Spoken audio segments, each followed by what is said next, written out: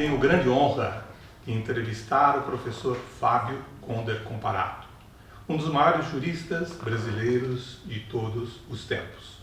Fábio Comparato nasceu em São Paulo, em 1936.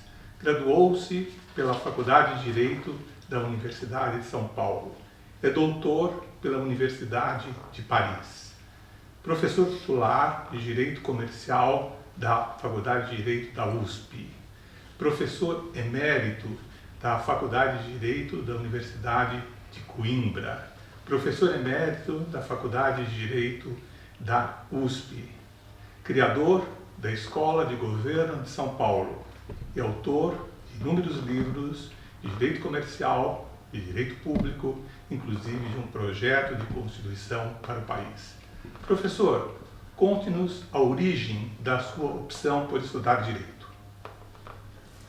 Eu acho que é a origem familiar, porque meu pai teve vários problemas familiares que precisaram ser resolvidos judicialmente. E, além disso, o meu tio, casado com minha tia e grande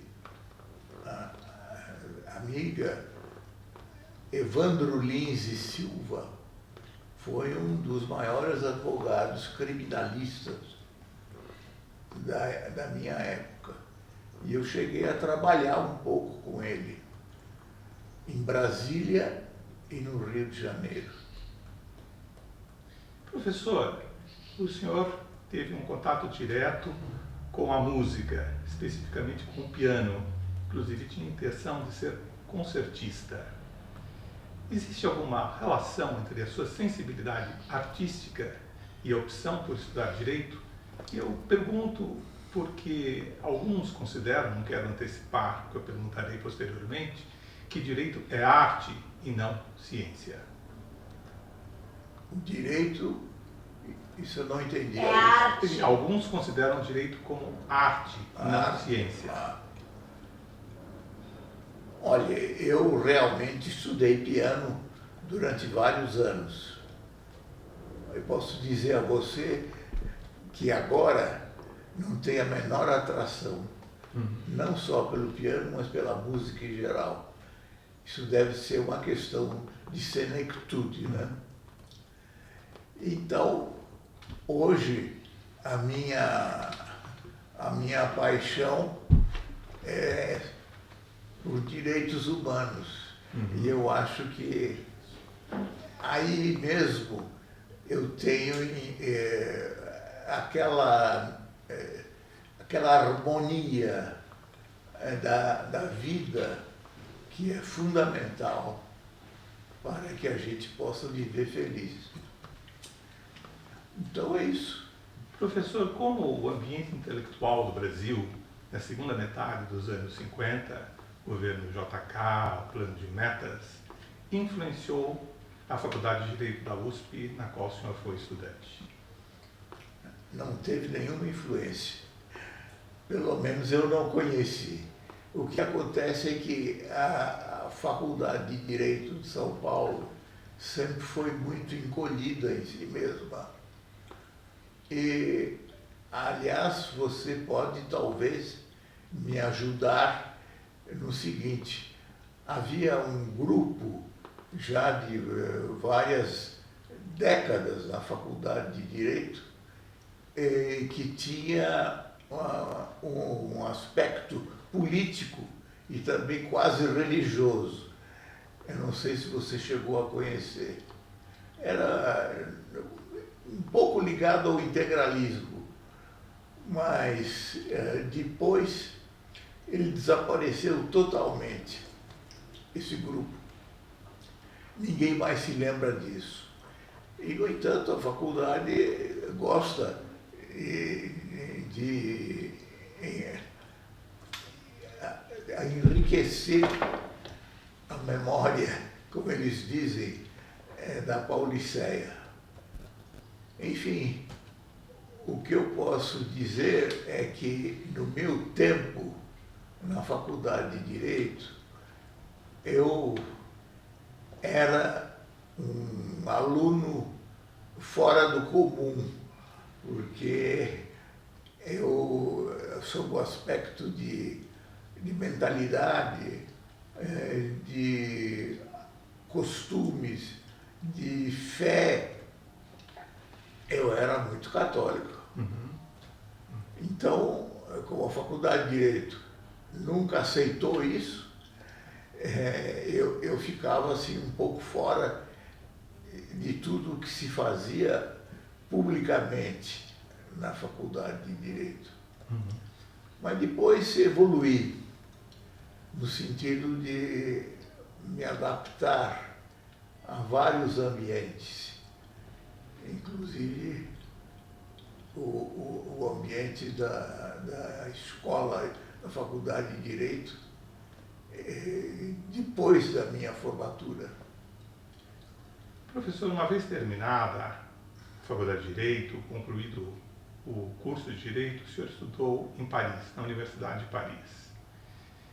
Explique como a Universidade de Paris influenciou a sua formação intelectual. E gostaria de saber também a importância que teve na sua vida, sua tese de doutorado, que foi premiada na França, sobre a concepção dualista da obrigação. Bom, essa noção fundamental desse caráter dualista da obrigação, isso eu já trazia comigo antes de ir para Paris. Por que eu fui a Paris estudar lá? Porque a ligação de minha mãe com a cultura francesa sempre foi muito aproximada. E eu, durante toda a faculdade, eu tinha um certo orgulho de falar francês. Acontece que chegando em Paris, em pouco tempo, eu conheci minha futura mulher. E quando eu terminei o doutorado, eu já estava, por assim dizer, noivo dela, embora na França não houvesse essa tradição brasileira do noivado, né, como uma cerimônia quase religiosa. E a Monique, minha mulher, ela marcou profundamente a minha vida. Eu vivi com ela praticamente meio século. E ela veio viver comigo em São Paulo e, ao contrário daquilo que eu temia, ela se adaptou ao ambiente brasileiro, embora sem desprezar ou sem abandonar toda a tradição francesa. E dessa tradição prevalecia aquilo que sempre foi para mim uma ilustração da cultura francesa, né? Que é esse racionalismo. E assim que ela chegou aqui em São Paulo, ela já entrou em contato com o Liceu Pasteur, que era o único liceu francês de São Paulo, e até o fim da vida, a Monique sempre esteve ligada ao Liceu Pasteur. Mesmo depois de se aposentar, ela não deixou de participar das atividades culturais no liceu. Professor, o direito comparado está muito presente na sua análise intelectual, nos livros dos estudos e pareceres, do poder de controle das sociedades anônimas. E eu tenho informação que o senhor fez um mestrado em direito comparado. Essa também foi uma contribuição francesa para a sua formação intelectual? Olha, não, acho que Monique não contribuiu para isso. Uhum. Ela não tinha nenhuma atração pelo direito. Mas, de fato, você tem razão. Eu tive sempre essa noção, digamos assim, harmoniosa no sentido musical, dos diferentes tendências jurídicas e dos diferentes disciplinas do direito.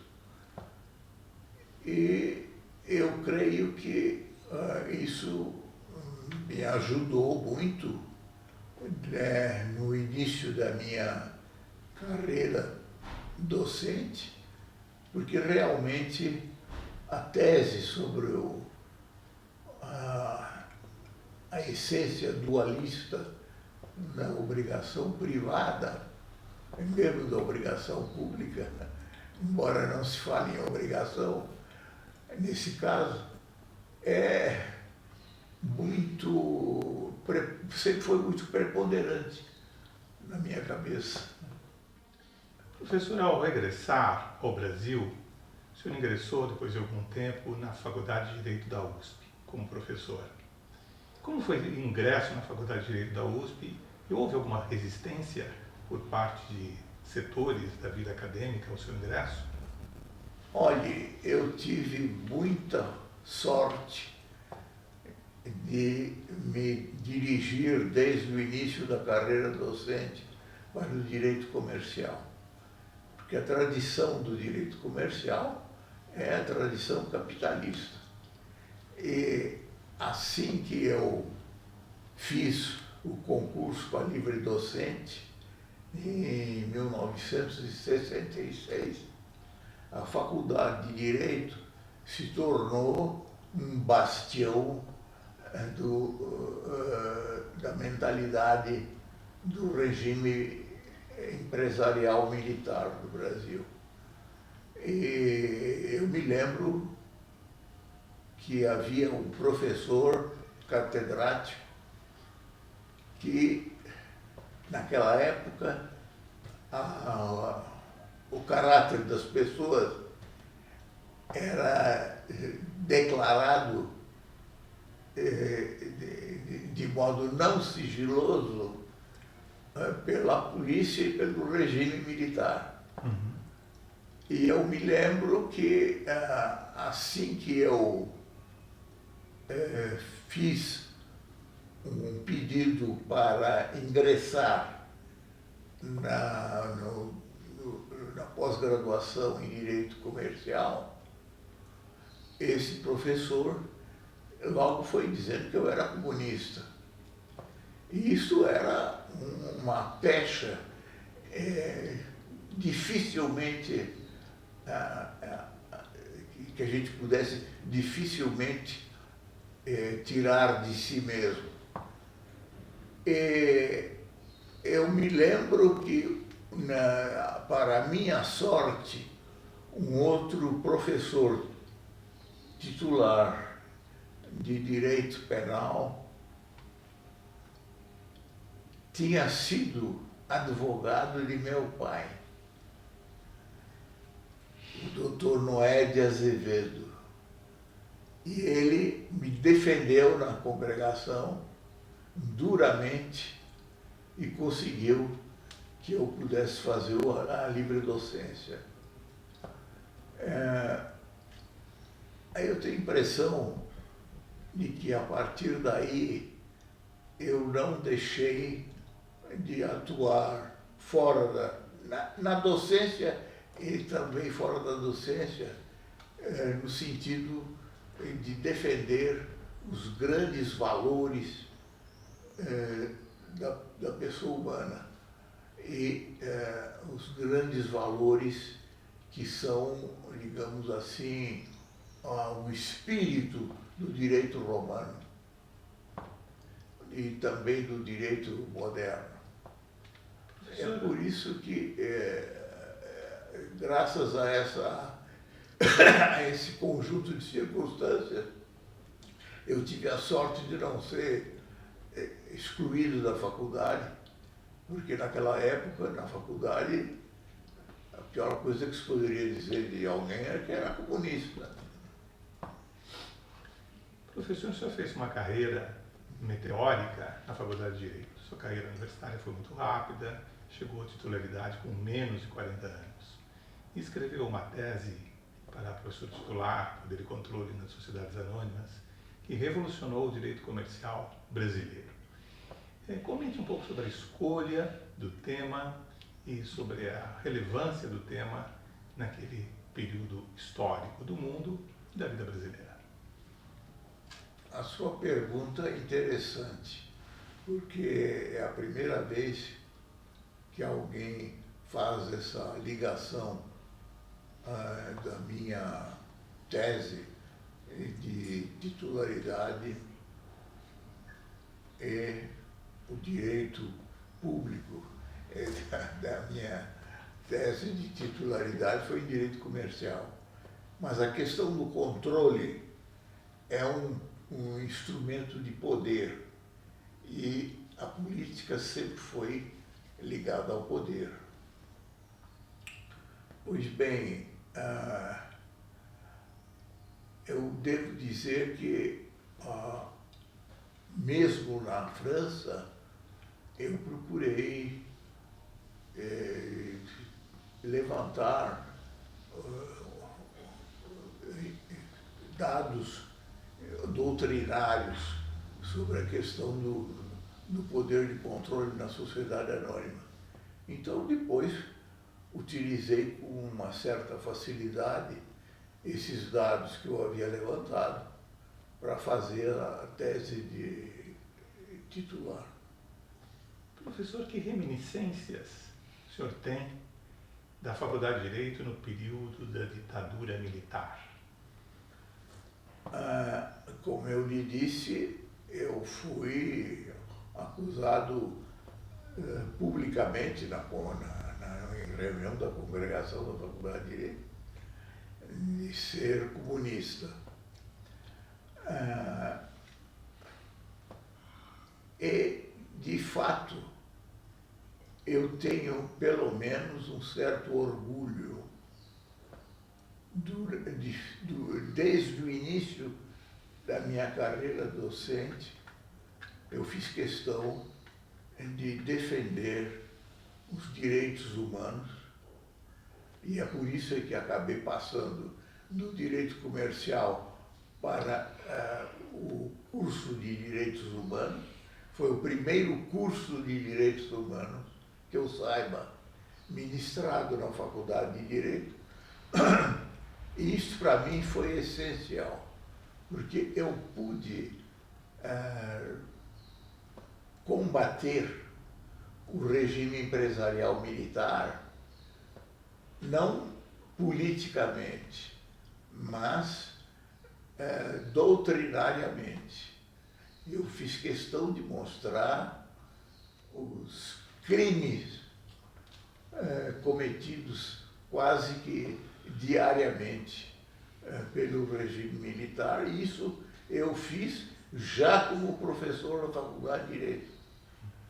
E eu tenho um ex-aluno que é muito ligado a mim, sempre foi muito ligado a mim, o Claudineu de Mello, e ele me disse, e me deixou muito orgulhoso, ele me disse: professor, o senhor foi, naquela época, o único professor que defendia teses contrárias ao regime militar. Eu acho que isso, depois, me ajudou muito, porque eu terminei a minha carreira docente, ensinando direitos humanos. E eu acho que isto é muito importante, a gente ter na profissão uma, digamos assim, uma realização mais ampla e completa das suas tendências, das suas virtualidades, né? E quando eu saí de direito comercial e fui para direitos humanos, eu levei também o que eu já havia, de certa maneira, aprofundado em mim mesmo, no direito comercial, como eu disse, que foi a questão do poder de controle. Do ponto de vista acadêmico, o senhor encontrou alguma dificuldade para essa transferência do Departamento de Direito Comercial para o Departamento de Filosofia e Teoria Geral do Direito? Não. Houve alguma resistência? Não. O senhor poderia ter se Pelo menos transferido... não me disseram nada. O senhor poderia ter se transferido para o Departamento de Direito do Estado. Por que não fez? Poderia, mas eu tenho a impressão de que talvez aí você tenha razão, nunca me avisaram, que houve um veto na parte do Departamento de Direito do Estado. Mas isso aqui não me perturbou muito.